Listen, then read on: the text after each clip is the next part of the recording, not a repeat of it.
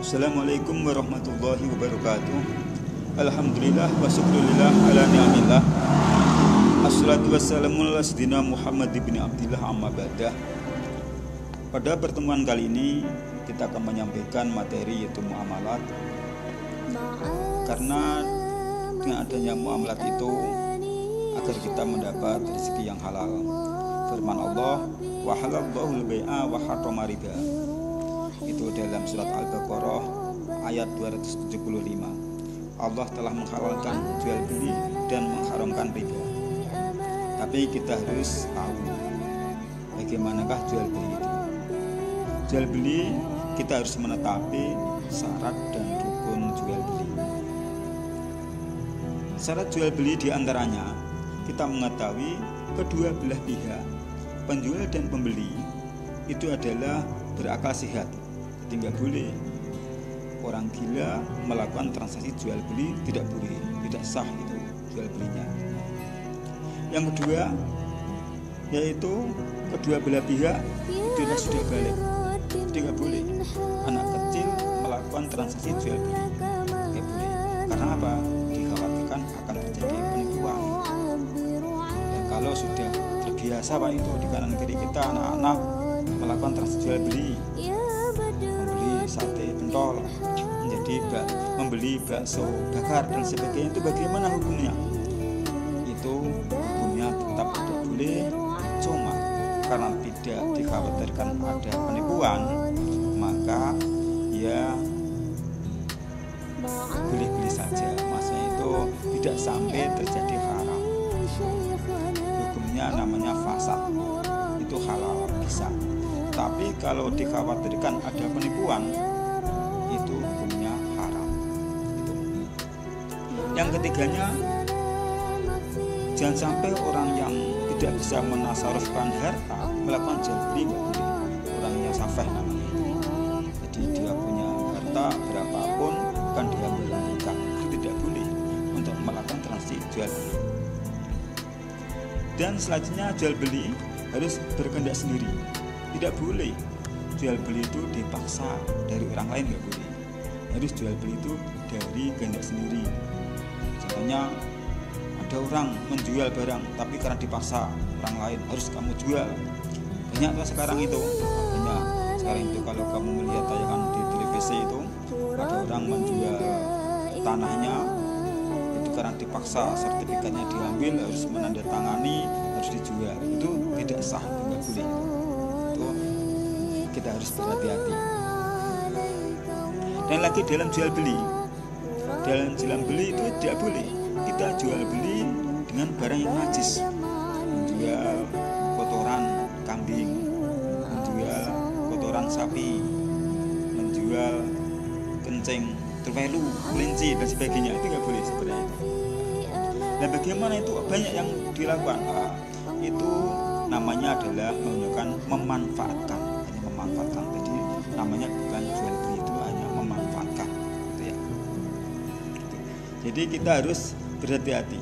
Kita menjual beli dan dalam jual beli kita juga harus tahu kita jual beli adalah jual beli barang yang bermanfaat. Tidak boleh kita menjual beli dengan barang-barang yang tidak bermanfaat. Contohnya apa? Contohnya kamu menjual sesobek kertas yang kecil, walaupun itu barang suci milik kamu sendiri, kehendak sendiri, tapi tidak bermanfaat.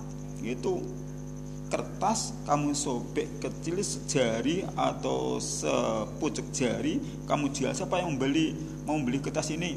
Nggak boleh. Untuk apa kertas kecil itu? Atau makanan, kamu menjual barang itu nasi. Berapa nasinya? 1 biji, 1 upo. Upo kamu jual pasar. Siapa yang mau membeli nasi ini 1 upo? Ya nggak boleh itu. Untuk apa nasi 1 upo? Nggak ada manfaatnya. Jadi dalam jual beli harus bermanfaat, nggak boleh menjual barang yang tidak bermanfaat. Dan harus pilih sendiri. Itu adalah syarat daripada jual beli. Yang kedua kalinya kita harus mengetahui rukun jual beli. Rukun jual beli itu adalah satu, harus ada akad. Akad itu apa? Akad itu adalah yang menentukan harga bagi kedua belah pihak. Jadi bagi penjual dan pembeli itu harus bisa menentukan barang yang diperjualbelikan harganya berapa, disepakati ya, itu harus kemudian disepakati bersama, itu harus ada. Kalau nggak ada akad, masih dalam proses, itu belum sah namanya, itu masih dalam tawar menawar, tidak diperbolehkan, itu belum sah jual belinya, harus ada akad. Contohnya buku ini harganya 1 juta, disepakati kedua belah pihak sudah sah, ya itu namanya jual beli. Nah, itu harus rukun seperti harus ada akad. Yang kedua, harus ada orang yang berakad, harus ada orangnya, ada akadnya menentukan harganya, dan ada orang yang berakad kedua belah pihak. Ada orang kedua belah pihak, penjual pembeli menentukannya. Ketiga, harus ada objek akad, apa yang diakati, apa buku, apa tanah, apa rumah dan sebagainya. Itu para hadirin yang berbahagia, dalam akad jual beli ini memangnya kita harus berhati-hati agar kita bisa benar-benar melakukan jual beli yang sah, yang baik, sehingga menjadi rezeki yang halal tadi. Yang kedua kalinya, tadi pertama jual beli, yang kedua kalinya ada yang namanya khiyar jual beli. Nah, apa khiyar jual beli itu? Khiyar jual beli itu adalah dipersilahkan untuk memilih. Ada yang namanya khiyar majlis. Khiyar majlis itu kedua belah pihak dipersilahkan untuk memilih barang mana yang suka, mana yang dibeli sewaktu kedua belah pihak masih duduk di situ. Itu namanya khiyar majlis. Itu boleh. Ada pula khiyar syarat. Khiyar syarat itu ada syaratnya. Saya mau membeli kambing ini dengan syarat itu adalah nanti kalau di rumah saya selama 1 hari masih hidup, atau selama 1 hari kambingnya sehat. Kalau tiba-tiba di rumah saya belum ada 1 hari kok sakit, ya jadi itu juga boleh-boleh saja, itu ada syarat. Atau saya membeli sepeda motor ini tapi dengan syarat itu sepeda motor ini masih orisinil. Kalau sudah ada onderdil yang sudah diganti dengan imitasi, itu saya nggak mau, itu juga boleh-boleh saja seperti itu. Itu namanya khiyar majlis. Ada pula yang namanya khiyar aib. Khiyar aib itu tadi saya mau membeli apabila barang ini tidak rusak. Kalau ada rusaknya tidak jadi, itu namanya khiyar aib, seperti itu. Itu dalam jual beli. Dan ada pula dalam jual beli itu ada namanya hukum kirot. Apa hukum kirot itu? Hukum kirot itu adalah orang menyerahkan harta pada orang lain, kemudian harta itu digunakan sehingga mendapat keuntungan. Nah, gitu ya. Keuntungannya dibagi kedua belah pihak. Di antaranya orang yang punya harta dan orang yang melakukan harta. Pada suasana yang seperti ini atau kita semua ini memangnya itu sangat diperlukan kirot gitu ya.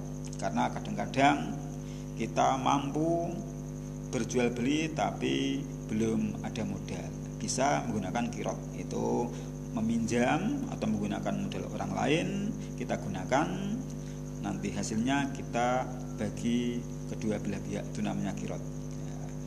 Para hadirin yang berbahagia, marilah kita berhati-hati dalam muamalat ini sehingga kita bisa menasarafkan ilmu kita dengan benar, mendapat rezeki yang halal, mendapat hasil, dan kita berjalan dengan jalan yang benar dengan prinsip yaitu adalah sabda Rasulullah, wallahu fi auni abdi makana abdu fi auni akhi, atau innallaha fi auni abdi makana abdu fi auni akhi. Sesungguhnya Allah selalu menolong pada hambanya apabila hambanya itu atau selama hambanya itu menolong kepada saudaranya. Jadi dalam jual beli ini kita mempunyai prinsip itu adalah tolong menolong pada orang lain, berhati-hati pada orang lain dan kebaikan, atau firman Allah, wa ta'awanu 'alal birri wat taqwa wala ta'awanu 'alal ismi wal udwan. Atau ta'awanu 'alal birri wat taqwa wala ta'awanu 'alal ismi wal udwan. Tolong menolonglah kita semua kepada kebaikan dan takwa.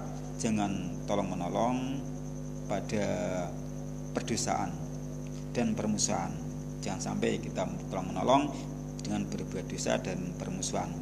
Dan demikian itulah mudah-mudahan muamalah kita menjadi muamalah yang barokah, yang mendapat rezeki halal. Satu sama yang lain tidak ada yang dirugikan, kedua belah sama-sama diuntungkan, sama-sama mendapat hasil, saling tolong menolong. Jalan yang benar itu kembali pada hukum-hukum Allah yang telah ditentukan. Itu tadi wa ta'awanu 'alal birri wat taqwa wa la ta'awanu 'alal itsmi wal udwan. Kita selalu tolong menolong pada kebaikan dan takwa, itu melakukan perintah-perintah Allah dan meninggalkan larang-larangannya. Kita dalam muamalat jangan sampai muamalat untuk berbuat dosa dan permusuhan. Jangan sampai menjual barang yang haram, yang seperti di masa-masa ini banyak orang yang menjual barang haram, menjual narkoba dan lain sebagainya, barang yang haram, minuman yang haram, itu tidak diperbolehkan, dan itu akan menjadikan madharat bagi kita semua. Sekian dulu untuk pertemuan kali ini, mudah-mudahan bermanfaat. Wallahu muwaffiq ila aqwamit thoriq. Wassalamualaikum warahmatullahi wabarakatuh.